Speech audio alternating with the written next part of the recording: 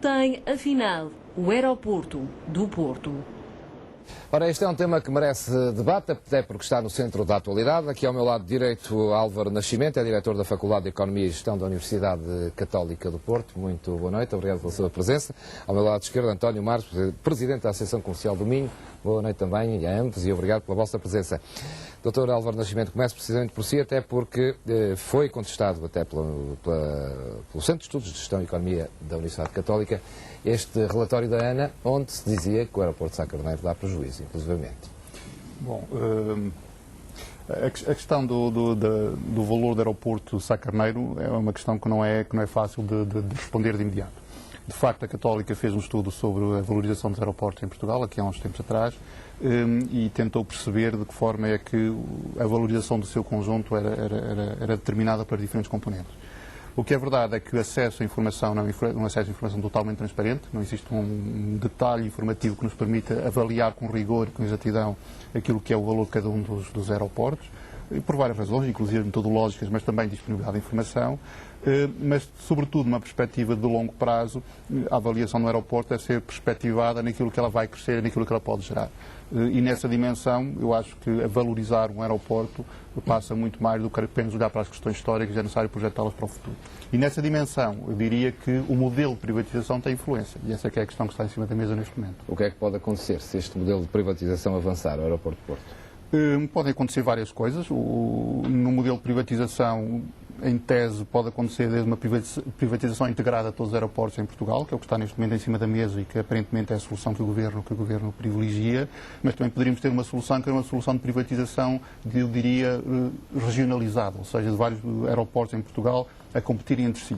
E nesse aspecto nós até podemos olhar para a experiência dos portos marítimos, que tem dado alguns bons exemplos daquilo que é importante do ponto de vista concorrencial. Tal como o aeroporto Francisco Sá Carneiro. Exatamente. Eu falaria aqui, até porque além do mais, esta separação de propriedade ou de gestão, se quisermos, porque não é necessariamente a propriedade, eu posso falar sobre isso depois se quiserem. Esta separação de gestão de infraestruturas permite mitigar muitos riscos. Por exemplo, eu hoje tenho o Porto de Leixões a funcionar em pleno, enquanto, por exemplo, tenho o Porto de Lisboa numa situação completamente parada com uma greve.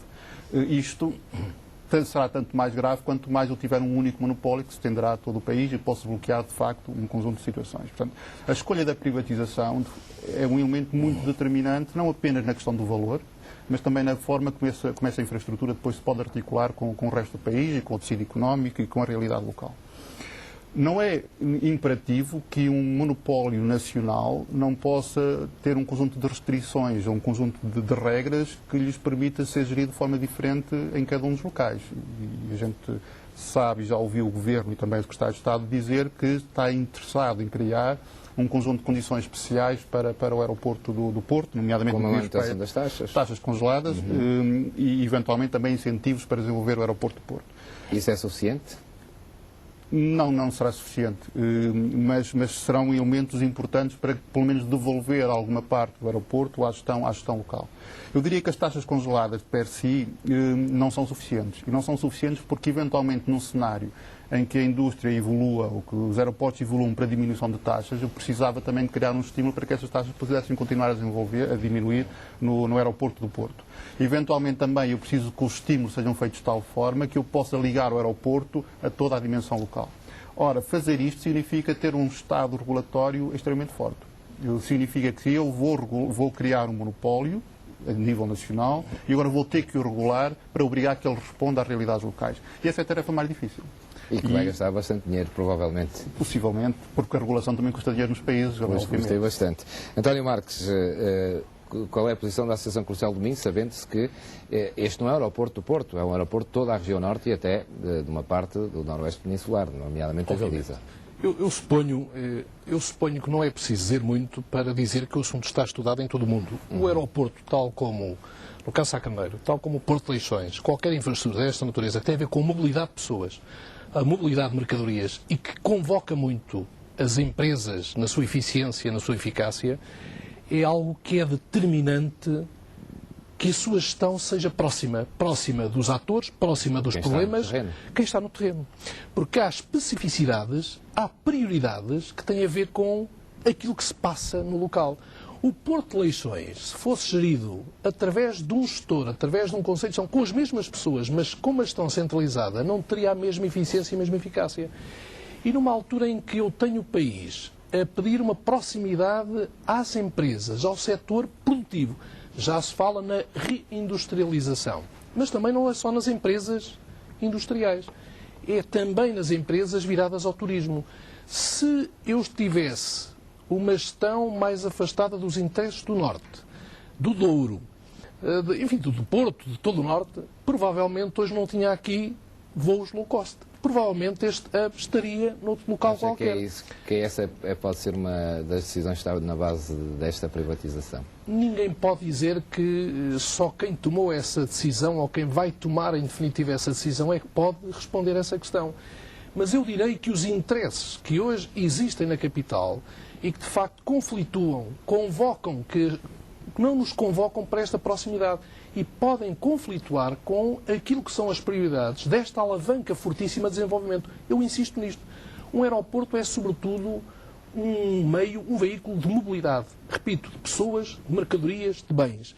Se essa mobilidade não for gerida e, ao mesmo tempo, dizer o seguinte: pela proximidade à Galiza, que tem 3 aeroportos, mas que conflituam uns com os outros, e deste conflito que se sente no terreno, estão a dar força ao aeroporto de Sá Carneiro, eu acho que nós vamos perder muito nesta guerra, que é a guerra comercial entre regiões, entre aeroportos, mas, sobretudo, a nossa mobilidade acaba por ser muito deficitária. Isso vai desconvocar as empresas para a tarefa da competitividade.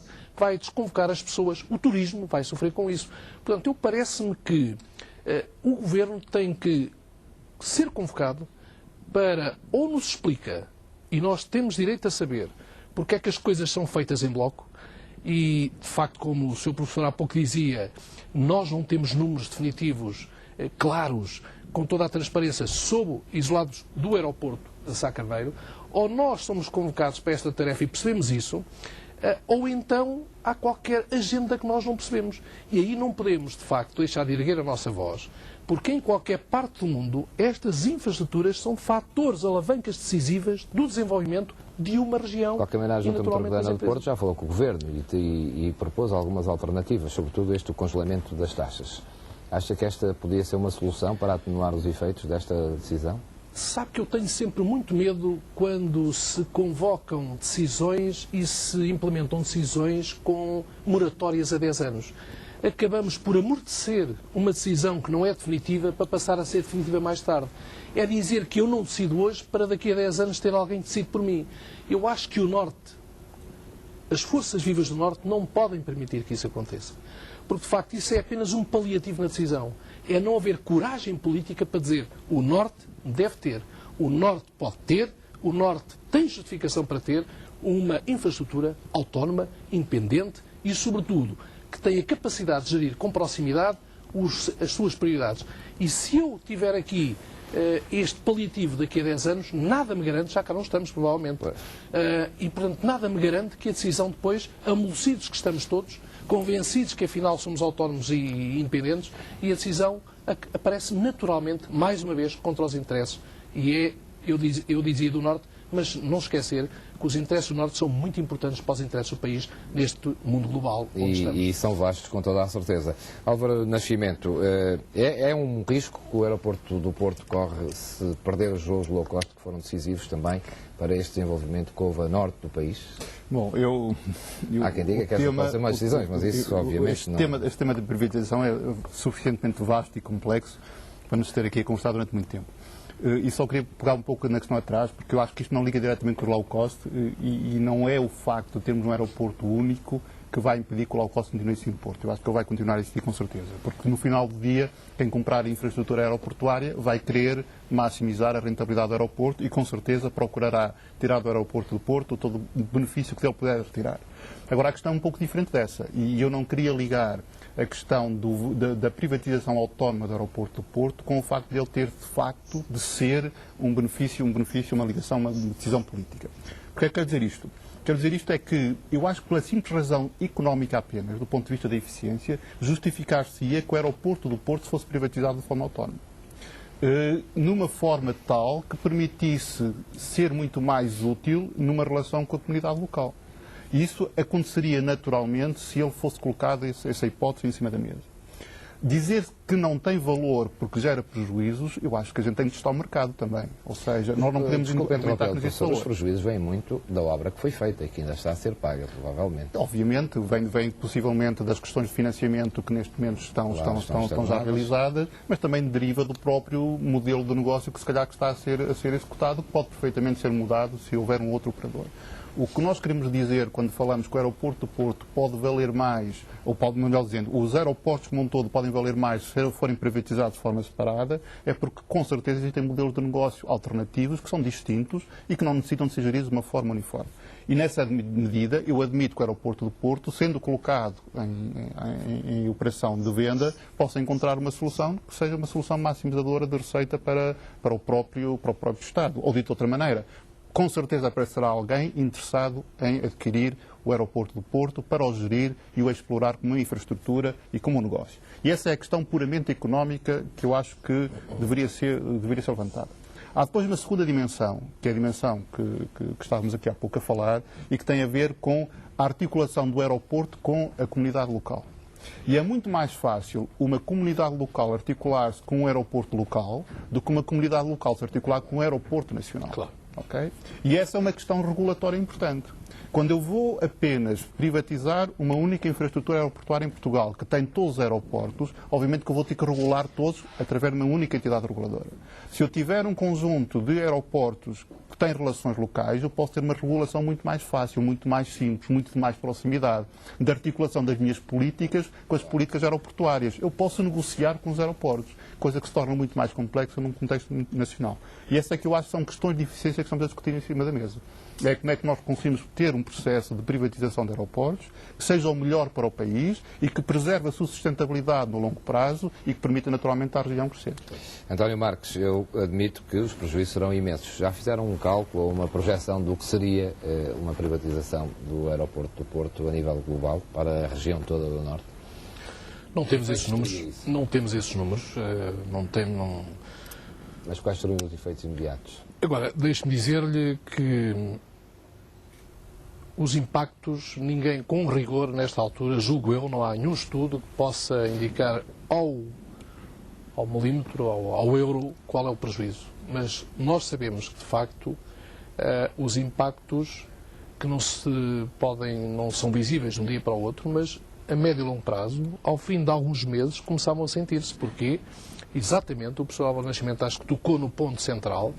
Por um lado, de facto, a convocatória que o aeroporto tem que fazer à sua região, mas a sua região, estando próxima, faz uma convocatória às prioridades do seu aeroporto. E esta é a questão importante. E, adicionalmente, deixe-me dizer-lhe, por esta proximidade e este casamento que tem que ser um casamento longo, de longa duração, que não pode dar em divórcio esta relação com a Galiza. Eu acho que não é despiciando quando nós temos um aeroporto que é comandado por uma entidade que está centralizada a alguns no país, não vai naturalmente prioritizar nas suas preocupações, não vai pôr as fichas nesta relação transfronteiriça, nem vai convocar as empresas para as suas prioridades imediatas. É esta questão desta relação que é muito mais fácil agora, dizer exatamente, antecipar quantos milhões é que vamos perder com isso, nós não temos esse cálculo. Seguramente que vamos perder muito dinheiro porque o impacto está estudado também em vários pontos do mundo. É preciso, de facto, fazer um estudo alargado sobre isso. Agora, as convicções que existem, dos estudos que existem, é que, de facto, os impactos socioeconómicos vão ser profundos, para além desta relação, repito, transfronteiriça, que vai ser altamente lesada se acontecer isso, o que eu quero acreditar que o Governo terá bom senso para que isso não aconteça, ou seja, para que a privatização seja feita de forma autónoma. António Marques, Álvaro Nascimento, muito obrigado pela sua presença neste Jornal da Semana. Ficaram aqui já algumas explicações. Vamos aguardar agora pelas decisões que aí vêm, se é que vai haver decisões. Boa noite e bom fim de semana. Estávamos